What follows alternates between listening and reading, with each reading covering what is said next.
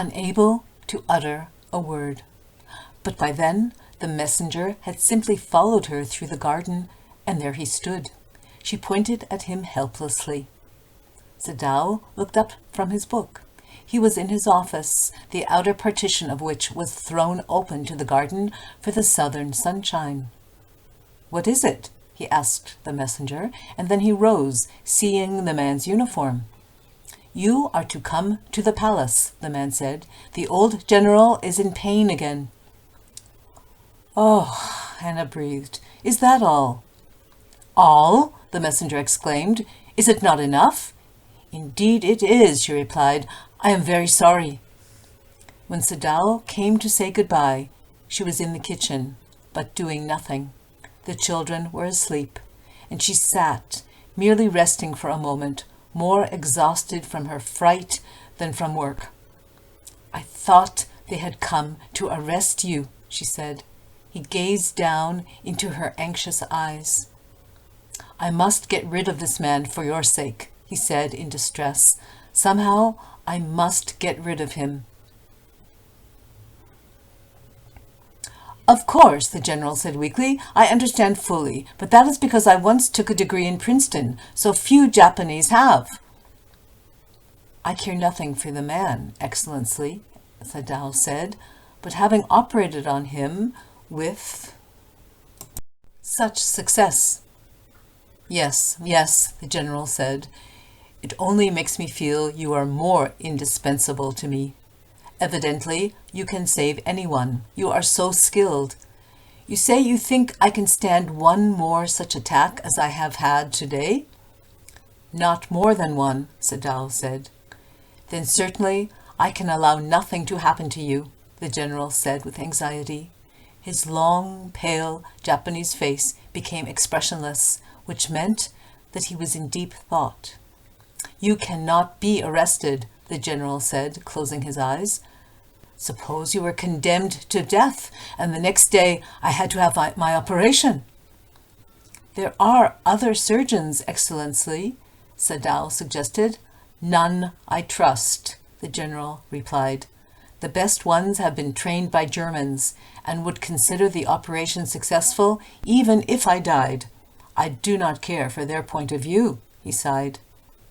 "It seems a pity that we cannot better combine the German ruthlessness with the American sentimentality.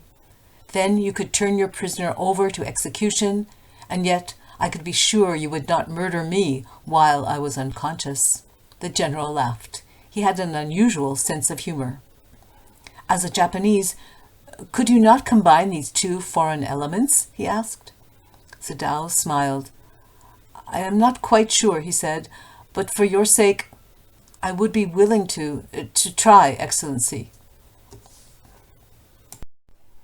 The general shook his head. "I had rather not be the test case," he said.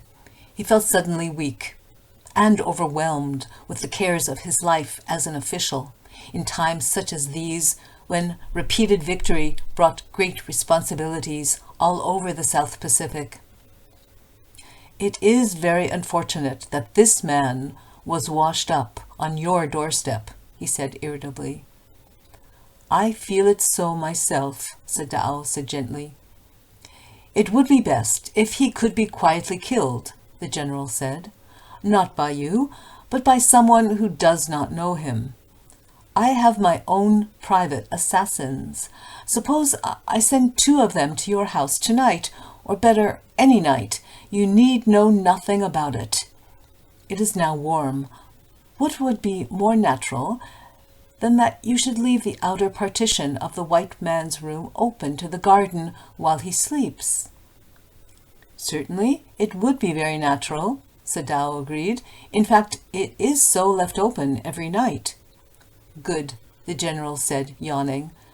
"They are very capable assassins. They make no noise, and they know the trick of inward bleeding.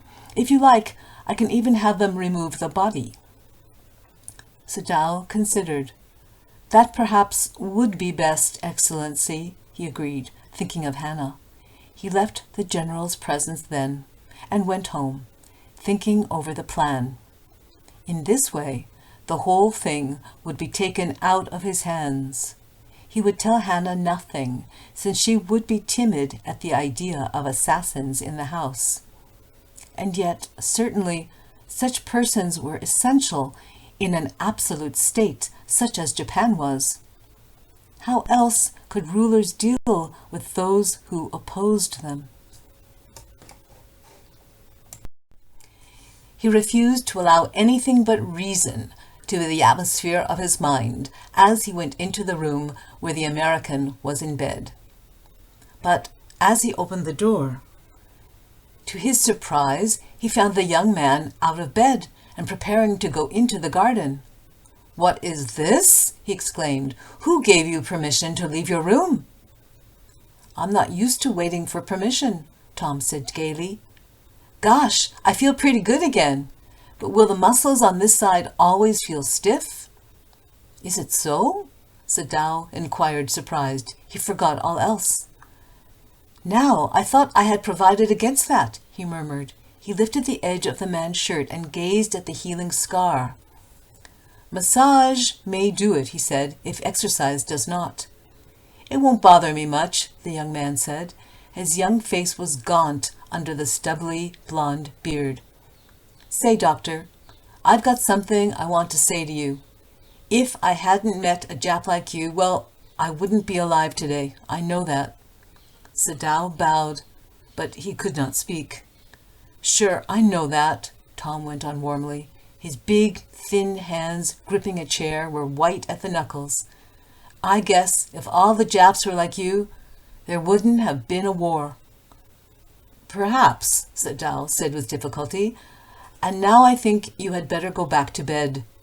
He helped the boy back into bed and then bowed. "Good night," he said. Sadao slept badly that night.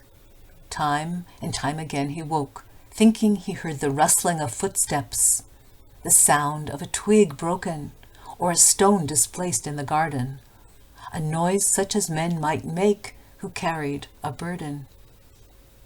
The next morning, he made the excuse to go first into the guest room.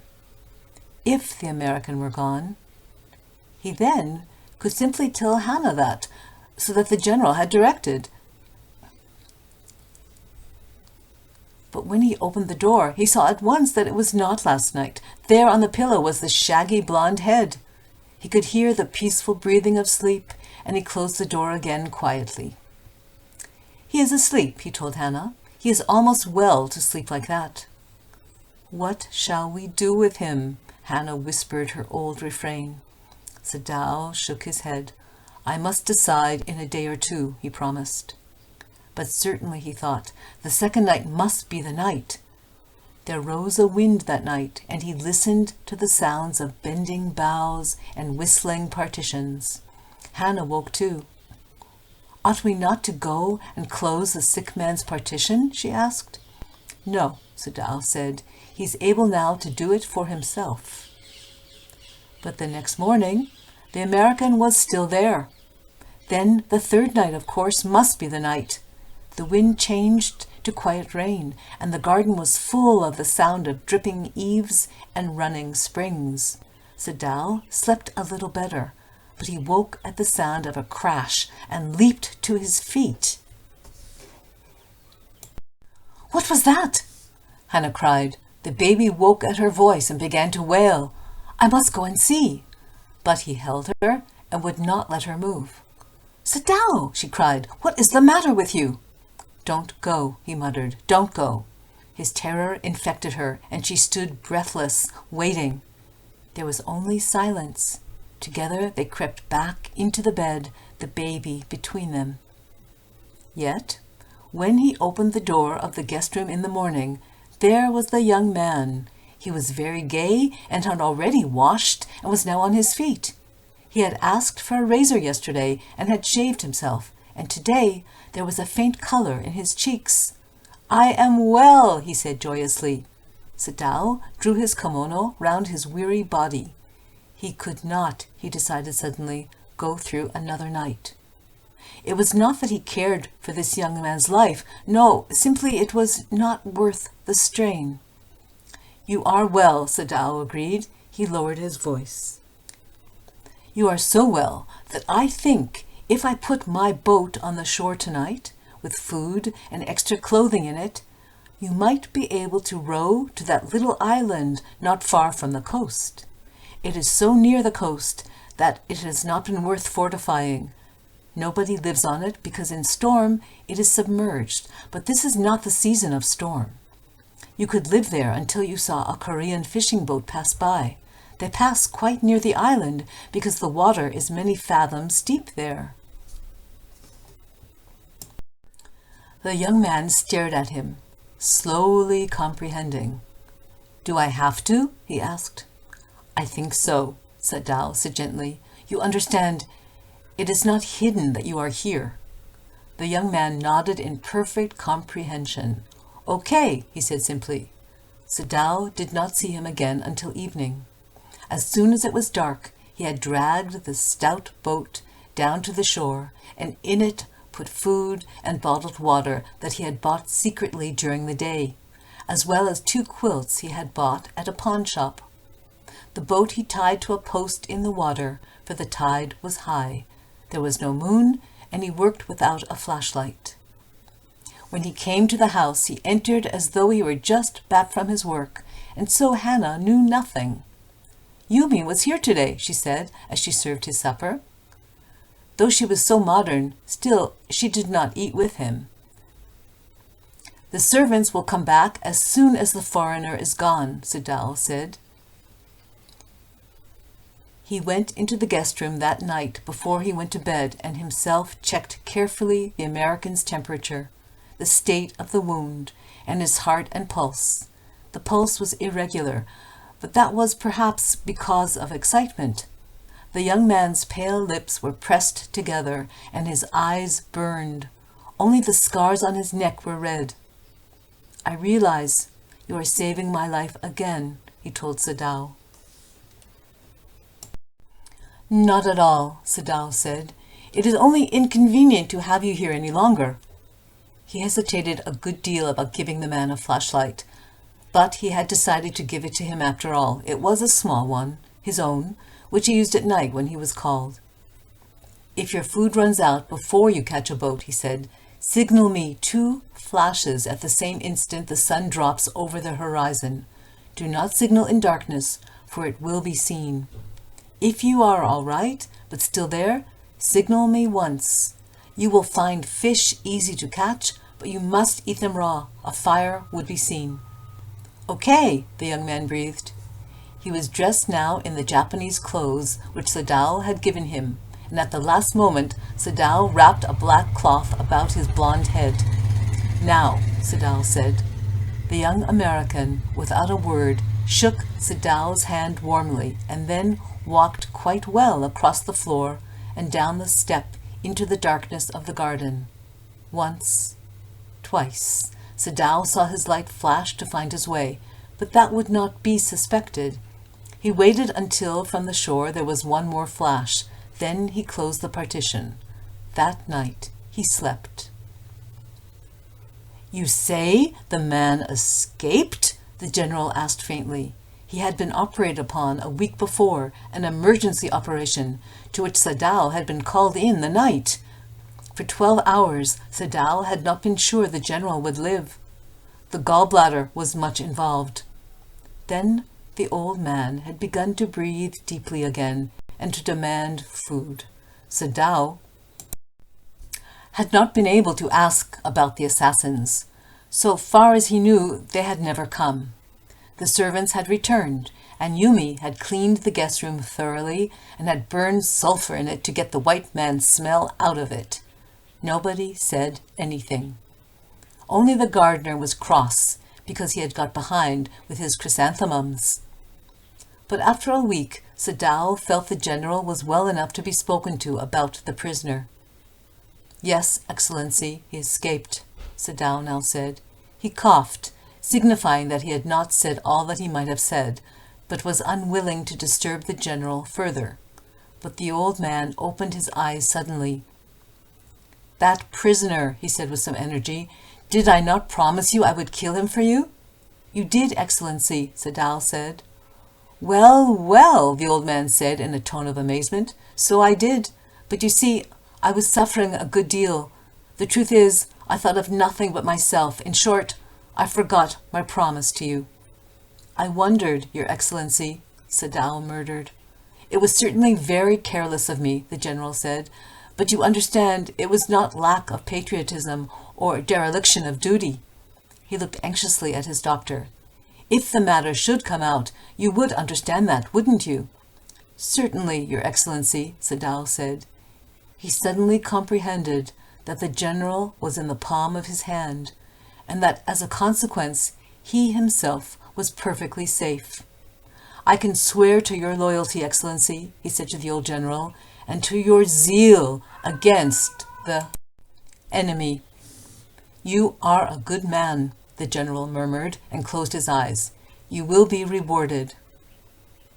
But Sadao, searching the spot of black in the twilit sea that night, had his reward.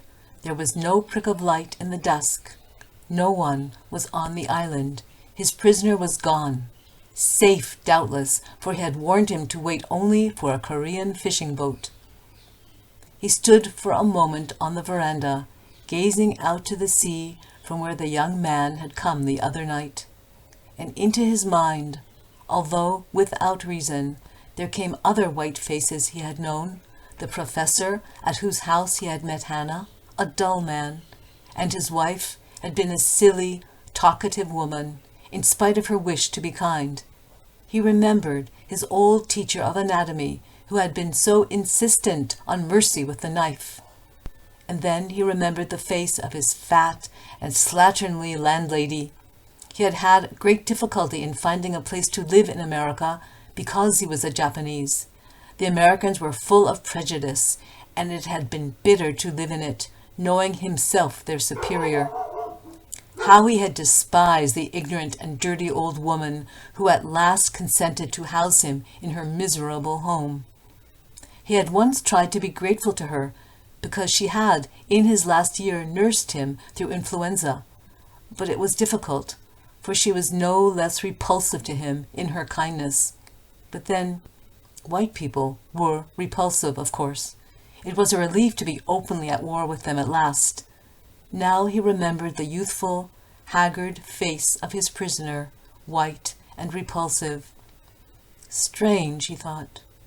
I wonder why I could not kill him.